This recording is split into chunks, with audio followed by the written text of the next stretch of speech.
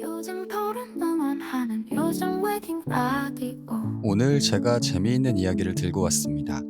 결혼 준비 중에 다툼이 잦아지는 건 사랑이 식어서가 아니래요. 뇌과학적인 특성 때문인데요. 내 배우자의 감정적 특성만 알면 어떤 갈등도 유연하게 해결할 수 있다고 합니다. 안녕하세요. 요즘 사람들의 요즘 결혼을 응원하는 요즘 웨딩 라디오. 저는 라디오 DJ 웨디입니다. 여러분, 혹시 결혼 준비하면서 평소에는 안 그러던 사람이 갑자기 고집을 부린다거나 별것 아닌 일로 다투게 된 적 있으시지 않나요? 사랑이 식은 건가? 아니면 원래 이런 사람이었나? 이런 생각이 드셨을 수도 있을 것 같아요.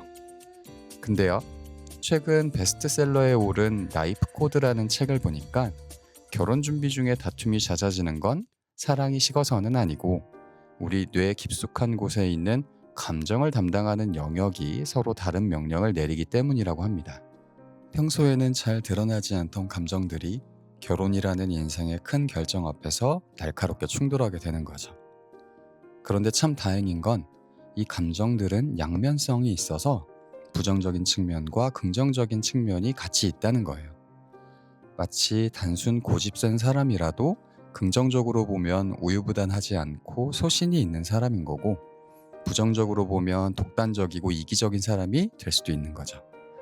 다만 이 유형에 대해서 이해하면 상대방이 특정 영역에서 날카롭게 반응할 때 마법의 열쇠와 같은 타협점을 찾기 쉬워진다고 합니다. 제가 오늘 실제 사례 2가지를 들어서 설명드려 볼게요. 자, 시작합니다. 먼저 사람의 유형은 4가지로 나눠볼 수 있다고 해요. 지배형, 자극형, 균형형, 조화형. 자, 첫 번째 지배형이에요. 리더가 되어야 속이 시원한 분들이죠. 이 유형의 분들은 내가 선택한 게 곧 나의 가치라고 생각해요. 결혼 준비가 단순한 행사가 아니라 자신의 수준 높은 안목과 효율성을 증명하는 과정이거든요. 꼭 비싼 명품을 사야만 안목이 높고 지배형인 건 아니고요. 한정된 예산 안에서도 남들보다 내가 더 싸게, 더 좋은 걸로 샀어, 이렇게 생각하실 때 엄청난 성취감을 느끼시는 분들이 바로 지배형입니다. 지배형은 반대로 업체 상술에 휘둘리거나 비효율적인 선택을 강요받으면 마치 패배한 것 같은 기분을 느끼실 수 있고요. 갑자기 날카롭게 돌변하실 수도 있어요.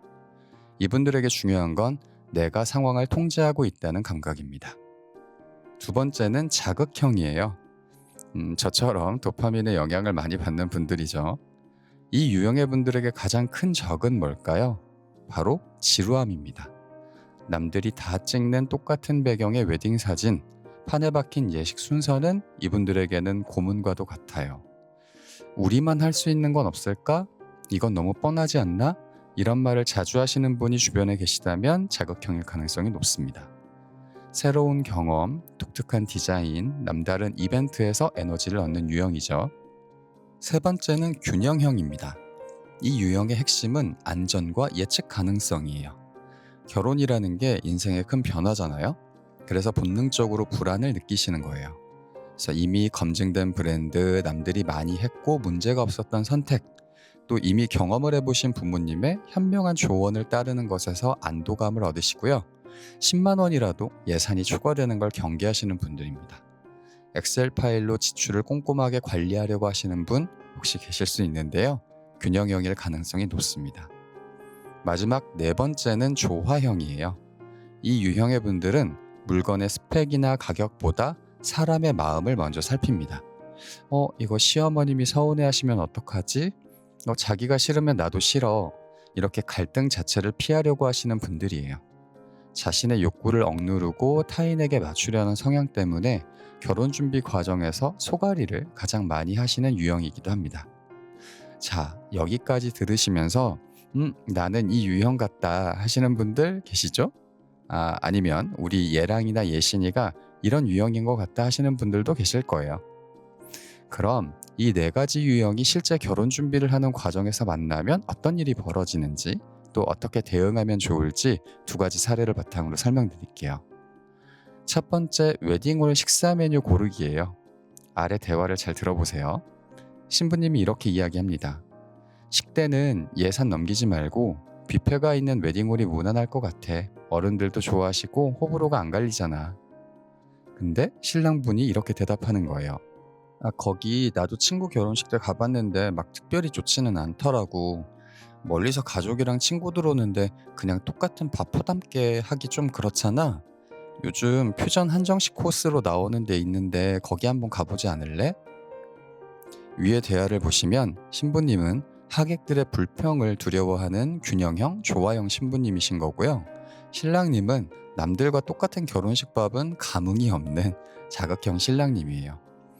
이 상태에서 자극형인 신랑님을 상대해야 하는 현명한 신부님은 어떻게 이야기하면 좋을까요? 이럴 땐요, 식사는 안전하게 뷔페로 하되 답례품을 센스있고 독특한 걸로 준비해서 신랑의 특별함에 대한 욕구를 채우는 방법이 있어요. 또는 뷔페로 하되 신랑이 원하는 특별한 디저트나 음료를 추가하는 것도 방법이 될 수 있겠죠. 신랑님한테 이렇게 말씀을 하시는 거예요. 자기 말대로 퓨전 코스가 특별하고 고급스럽긴 해 라고 먼저 인정하시고, 하지만 양가 부모님 손님들을 고려해서 뷔페로 하되 자기가 원하는 특별한 주류나 디저트를 추가할 수 있는지 한번 알아볼까? 라고 자극 욕구를 채워주시는 거죠. 즉, 갈등의 해결책은 상대방이 선호하는 가치를 기반으로 타협을 시도하는 거예요. 자, 두 번째 사례입니다. 혼수가전 고르기예요. 실속파인 신랑이 이야기합니다. 청소기는 흡입력 좋고 AS 잘 되는 국산으로 사야지. 아니 근데 왜 30만 원 더 비싼 수입 브랜드를 자꾸 고집하는 거야? 감성파 신부분은요. 성능이 다가 아니잖아. 거실에 뒀을 때 예뻐야 자기나 내가 볼 때마다 기분이 좋지. 그리고 내 친구들도 다 이거 쓴단 말이야. 나만 투박한 거 쓰기 싫어. 자, 이 대화에서 신랑에게 가전은 기능을 수행하는 도구고 가성비가 떨어지는 소비는 손해본 기분이 드시는 거죠. 신부분에게 가전은 인테리어 소품이자 소속감을 느끼는 도구예요. 집안 분위기를 만드는 중요한 요소인 거죠. 이럴 때에도 현명한 신부님을 위한 조언은요. 신랑에게 이게 더 이쁘잖아 라고 말하는 건 통하지 않아요. 그보다는 이 디자인이 유행을 타지 않아서 나중에 중고로 팔 때도 가격 방어가 잘 돼. 그리고 인테리어 효과 때문에 따로 소품을 안 사도 되니까 결과적으로는 이게 더 이득이야. 이렇게 신랑의 언어인 효율, 이득 이 두 가지로 번역해서 설득하는 게 더 좋습니다. 어때요? 제가 책을 읽다 보니까 결혼 준비가 힘든 이유는 돈이 부족해서도 시간이 없어서도 아니고 서로가 다른 뇌의 언어를 쓰고 있기 때문이라는 생각이 들었어요. 제 방식이 옳다고 강요하는 순간 전쟁은 시작되지만 상대방의 뇌가 무엇을 원하는지 파악하고 그 욕구를 조금이라도 채워주려고 노력하는 순간 결혼 준비도 서로를 깊게 이해하는 행복한 가정이 될 수 있지 않을까 생각해봤습니다. 부디 현명한 우리 신랑 신부님은 서로를 위한 통역사가 되어주시길 바라면서 행복하고 싸움 없는 결혼 준비 되시길 바랄게요. 항상 여러분의 결혼을 응원합니다. 다음 시간에도 좋은 정보로 찾아올게요. 안녕.